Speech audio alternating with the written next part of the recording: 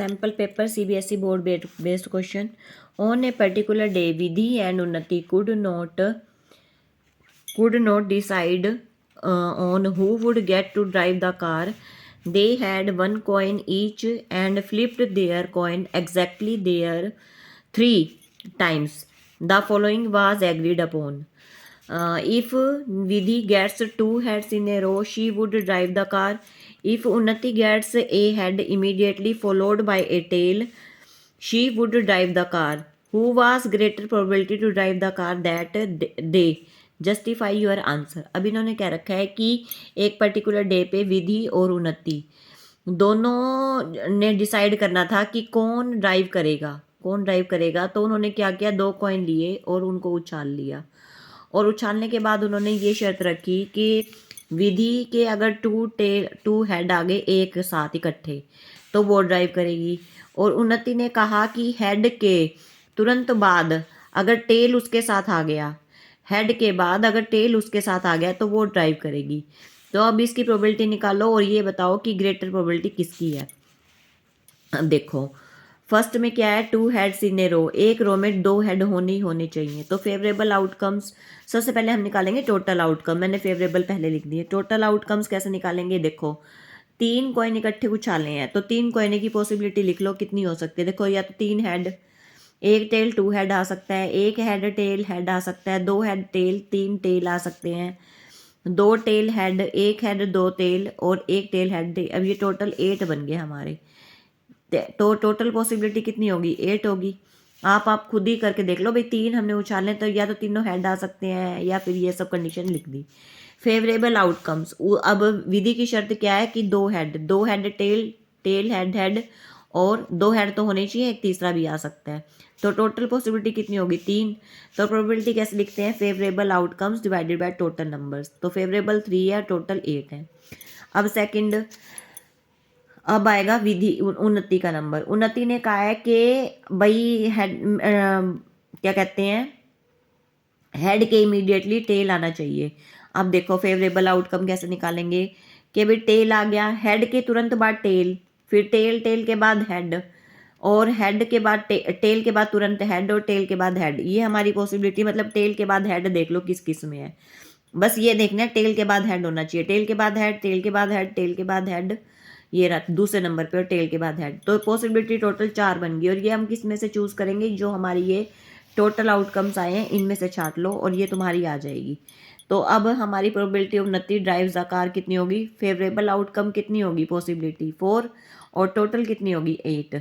तो अब देखो ग्रेटर किसकी है, 3/8 या 4/8। 4/8 तो जीती कौन, उन्नति की फेवरेबल कितने हैं, 4।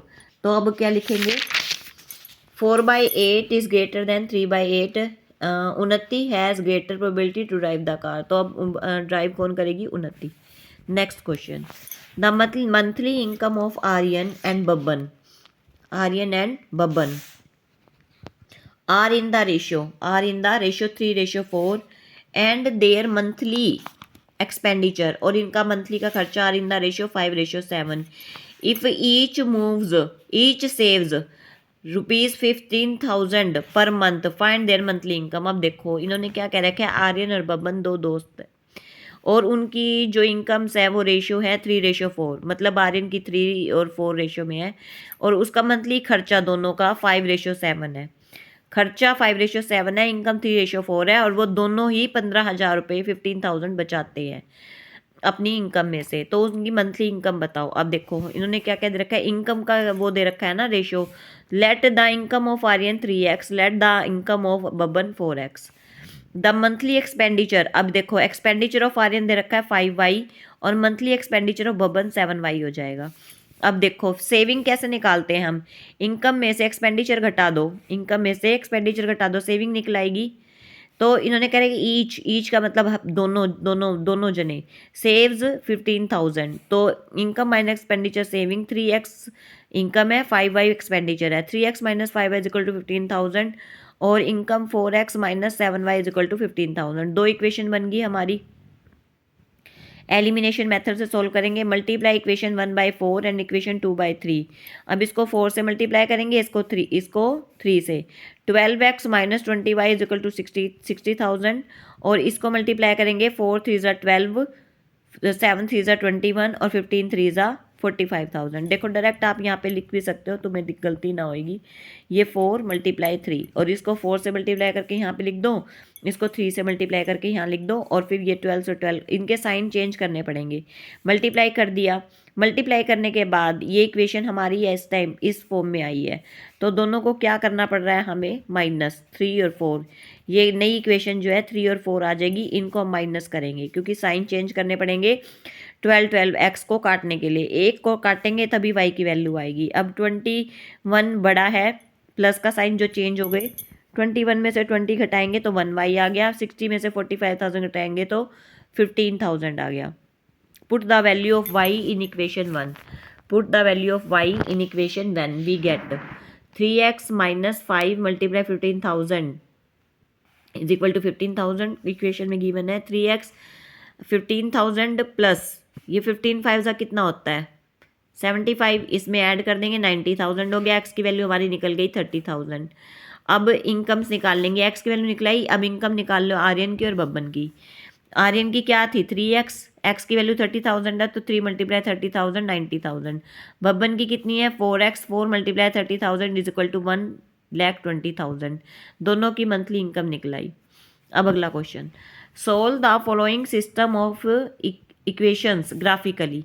इन्होंने कह रखा है कि इक्वेशंस को ग्राफ पर बना के दिखाओ, और ये हमारी दो इक्वेशन है 2x + y is equal to 6, 2x minus y minus 2 is equal to 0। Find the area of the triangle, इसके जो ग्राफ में जो ट्रैंगल बनेगा मीटिंग पॉइंट पे are so formed by 2 lines, 2 लाइनों से जो ट्रैंगल निकलेगा उसका एरिया निकालो।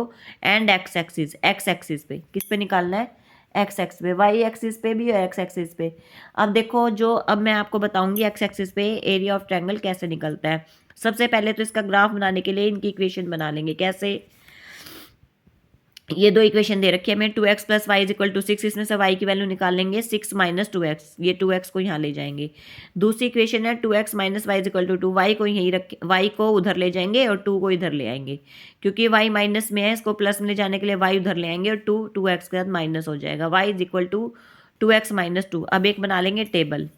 अब इस टेबल में हम क्या करेंगे, x की वैल्यू रख लेंगे, y की दोनों इक्वेशन इसी टेबल में रख लेंगे, y की दोनों देखो इसी टेबल में रख लेंगे दोनों की। अब x की वैल्यू पुट करते जाएंगे और दोनों इक्वेशन में a की वैल्यू पुट करके आंसर निकालते जाएंगे।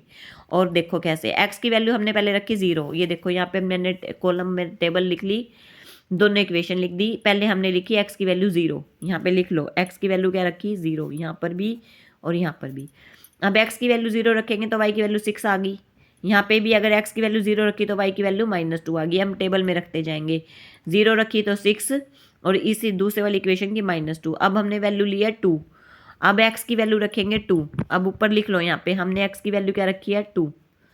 अब इस इक्वेशन में 2 की वैल्यू रखेंगे 6 - 2 2 ज़ा 4, 6 में से 4 गया 2, ये देखो y की वैल्यू आ गई 2। ऐसे ही इसमें रखेंगे y 2 × 2 4, 2 2 ज़ा 4 -2 इज इक्वल टू 2। अब देखो दोनों में क्या वैल्यू निकली, दोनों में 2 निकली, 2 वैल्यू रखी तो दोनों की वैल्यू 2 निकली। अब रखेंगे 3, अब देखो x इज इक्वल टू 3। अब ऊपर इक्वेशन में देखो 6 - 2 × 3 कितना होता है 6, 6 में 6 गया 0, ये देखो 6 - 6 0। अब इसमें 2 x की वैल्यू 3, 2 3 6 -2, 6 - 2 4 होता है, तो यहाँ पे आ गया हमारा 4।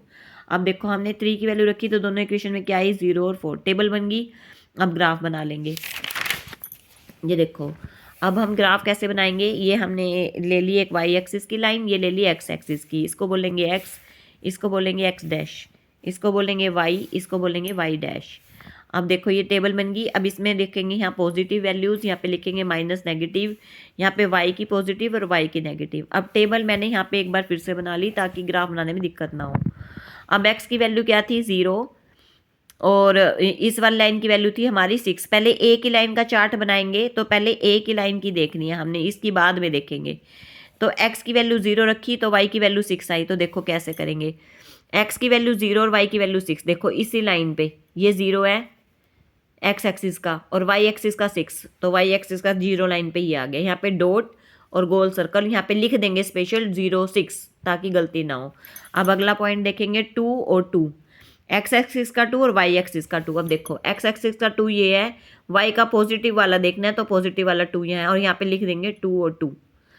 अब तीसरा पॉइंट है 3 और 0। अब देखो एक्स एक्सिस का 3 और वाई का 0, एक्स एक्सिस का 3, एक्स एक्सिस का 3, अब वाई का 0, तो जो 0 होता है वो कॉमन होता है एक्स का भी और वाई का भी, तो इसका मतलब वाई का 0 भी यहीं पे आ गया, इसका गोल सर्कल बना रही है। अब ये इक्वेशन की जो 3 पॉइंट आ गए, एक तो 0 6, 2 2 और 3 0, इन तीनों को हमने मिला दिया और एक लाइन बना ली।